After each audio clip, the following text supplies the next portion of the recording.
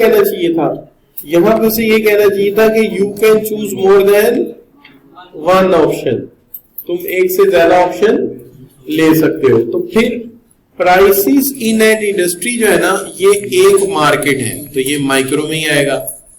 और लेबर की प्रोडक्टिविटी का इशू भी किसी एक फर्म का है, generally related with one firm. तो हमें ऑप्शन लेना चाहिए था बी और डी, बी और डी। वो उसने ठीक कर दिया होगा, लेकिन समझो कि ये सवाल है यार, अब मेरे पास आ गया तो आ गया नहीं यार। अच्छा चलो सही। अब हर बात पे लड़ाई न डालने बैठ जाया करो, आप ऐसे पढ़ दो जैसे ककेजियों की गली में लड़ाई हो जाती है। तो फिर जो वो लड़ाई करते हैं, ककेजी की लड़ाई देखी कभी आप लोगों ने? नहीं देखी? ओए ओए ओए, वो जो लड़ते हैं उन जैसा लड़ कोई नहीं सकता।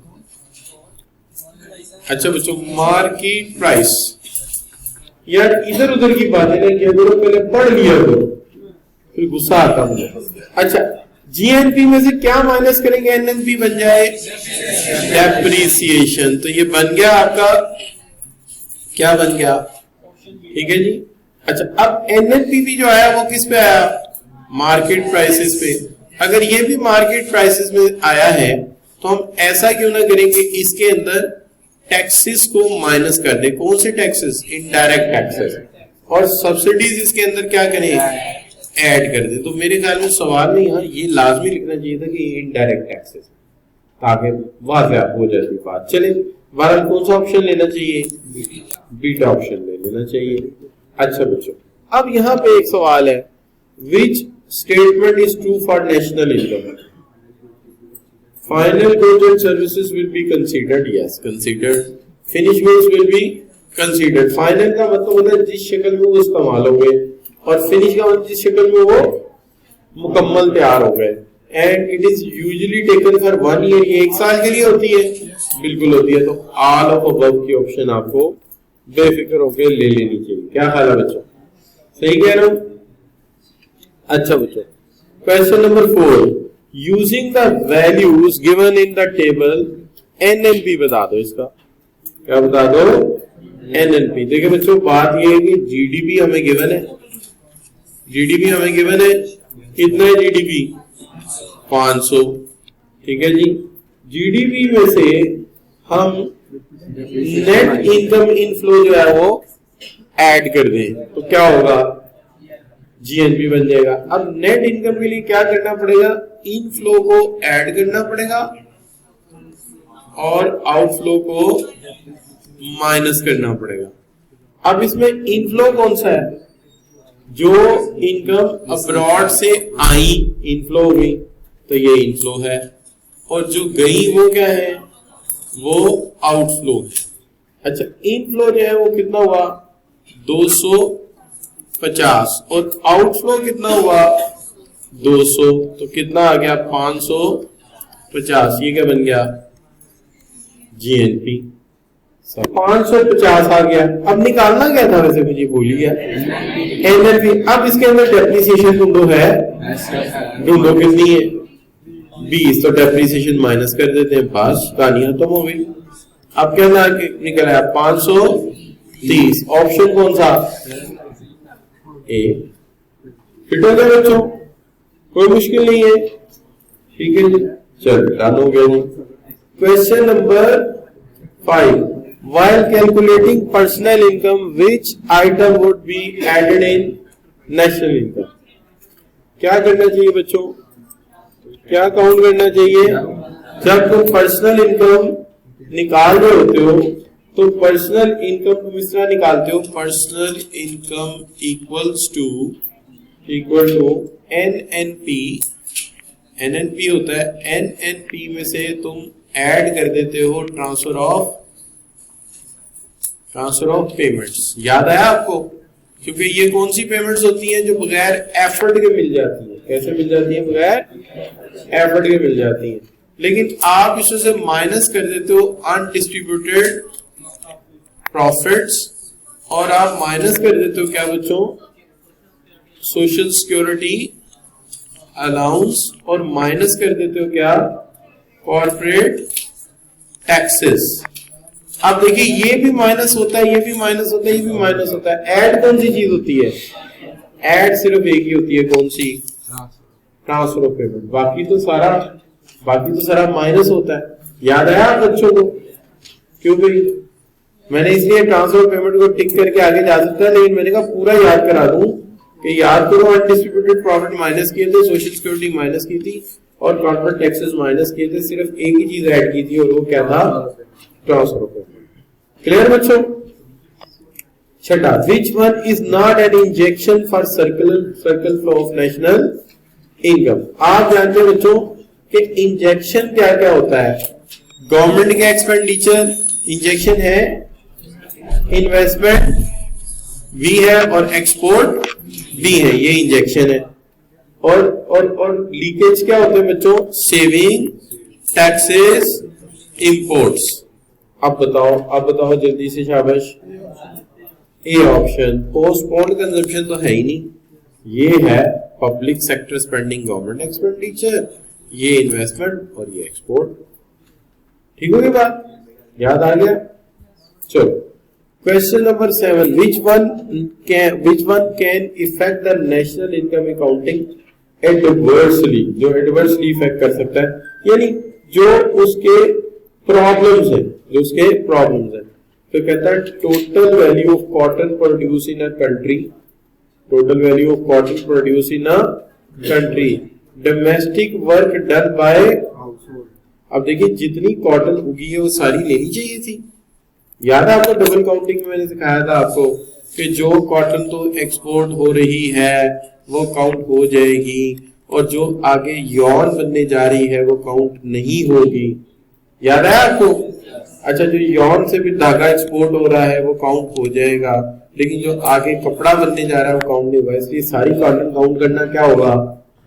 गलत होगा, क्योंकि अभी आप उसका यॉर्न बनना है, फिर उसका धागा, फिर उसका कपड़ा बनना है, फिर उसकी शर्ट बननी है, तो ये सारी काउंट करना गलत है। ठीक है? इसलिए डोमेस्टिक हाउस वाइफ है या हाउस होल्ड है, वो कहते हैं कि हमने काम किया है, आज हमने आलू बैंगन पकाए तो लगा दो 200 रुपया, तो ये नहीं लग सकता क्योंकि काउंटेबल नहीं है। अच्छा जी, by adding value of resold car, नई कार काउंट होगी, पुरानी कार काउंट नहीं होगी, क्योंकि ये तो सिर्फ चेंज ऑफ ऑनरशिप है, लिहाजा ऑल ऑफ अबव आ जाएगा, ऑल ऑफ अबव आ जाएगा। ठीक हो गया बच्चों? अच्छा जी, अब सवाल आ गया, dash is precaution to calculate national income by income approach. जी, इनकम अप्रोच में एक स्पेशल प्रिकॉशन आपको बताई गई थी। आपसे कहा गया था जो पैसा मेहनत से कमाया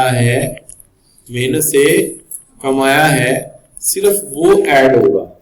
कौन से वाला? याद कीजिए, जिस दिन आप जासूसी कर रहे थे, ठीक है ना, और आपके मोहल्ले में एक आंटी रहती थी और उनके घर का खर्चा बोलो भी थी, आप पर कैसे चलता था पता लगा, उन्होंने घर रेंट पे दिया हुआ है तो कुछ दिया देके उन्होंने वसूल किया, घर देके रेंट वसूल कर लिया।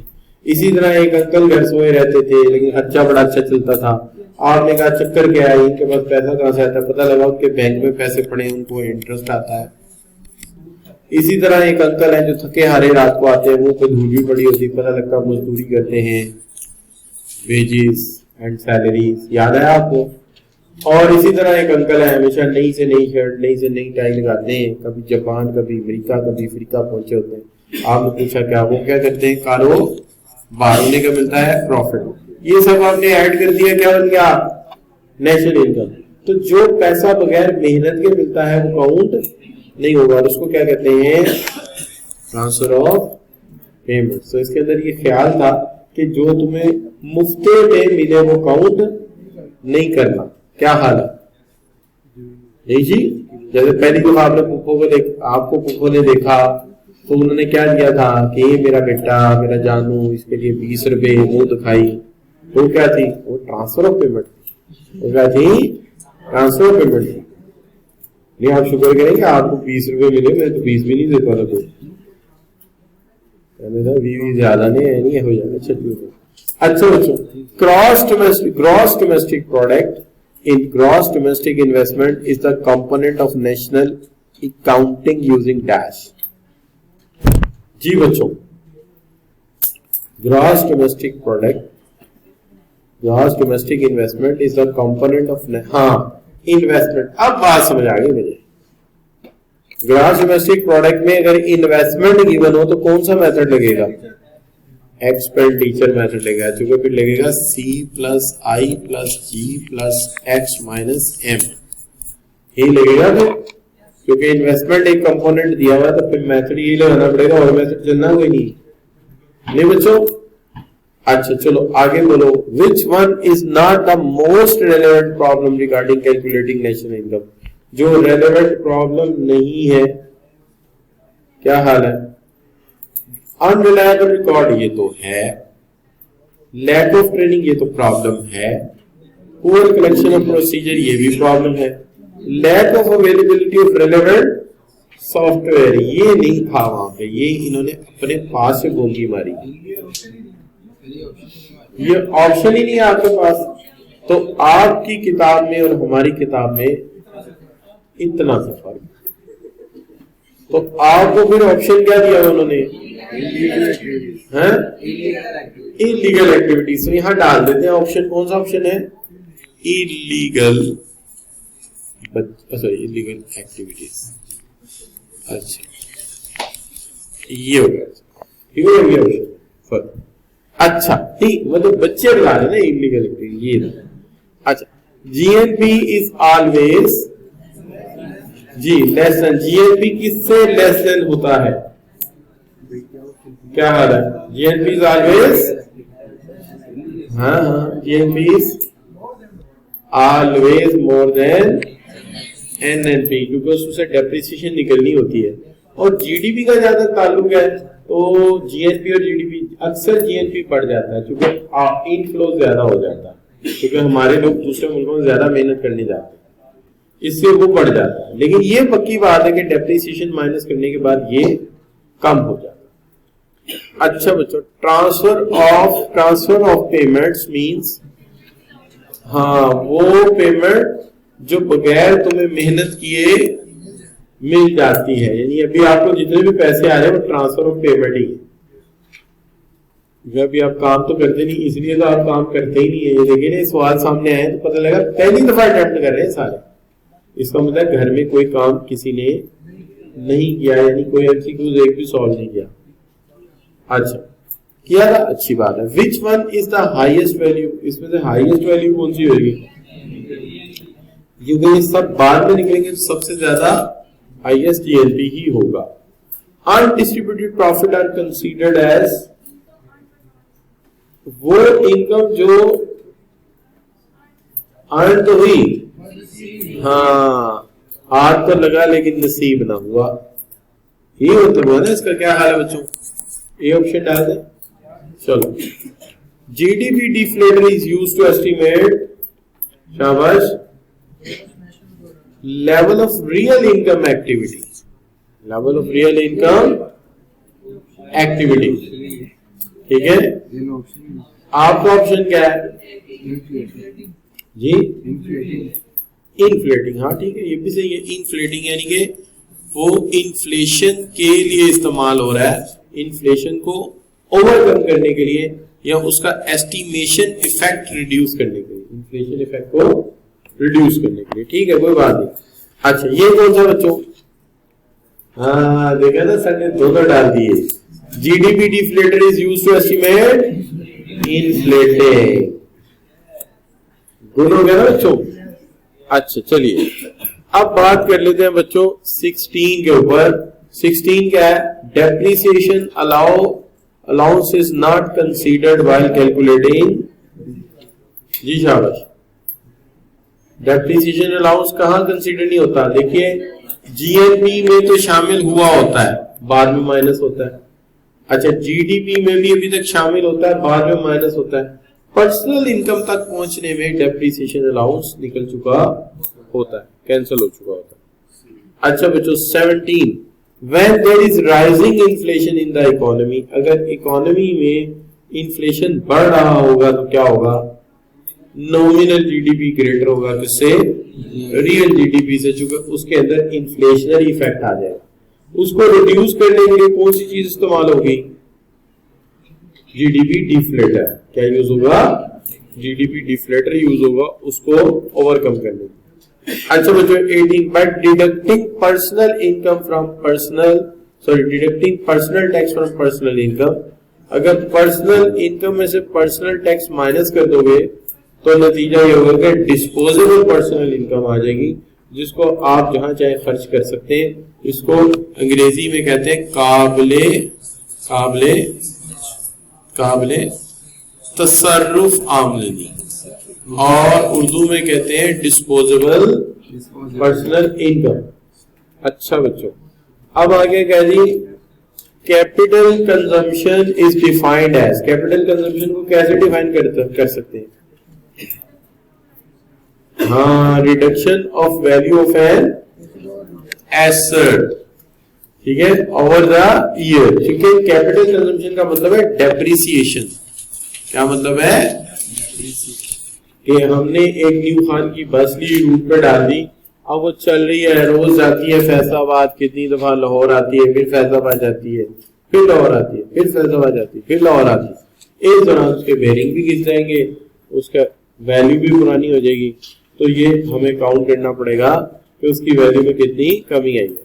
अच्छा बच्चों 20वां सवाल, which of the following is measure of income earned by factors of production? क्या होगा बच्चों? It will be rent. ठीक है जी, कि जो फैक्टर ऑफ प्रोडक्शन है, which of the following measure earned by the factor of, ठीक है, प्रोडक्शन। देखिए बाकी तो फैक्टर ऑफ प्रोडक्शन का रिटर्न है ही नहीं, इसमें एक ही रिटर्न है फैक्टर प्रोडक्शन है। हाँ प्रॉफिट होता तो फिर डाउटफुल हो जाता है कि यार कौन सा चूज करें। क्लियर बच्चों?